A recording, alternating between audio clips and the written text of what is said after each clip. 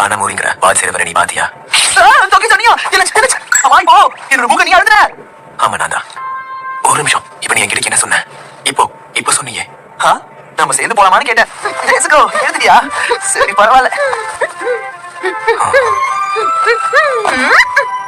இதுக்கு முன்னாடி இந்த பொண்ணை நான் சந்திச்சிருக்கேனா?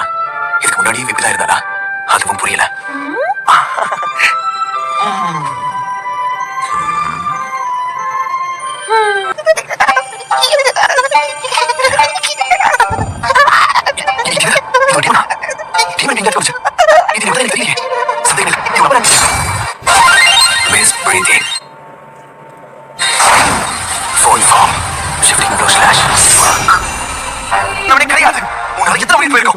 தாக்குதலே தப்பிச்சிட்டான்.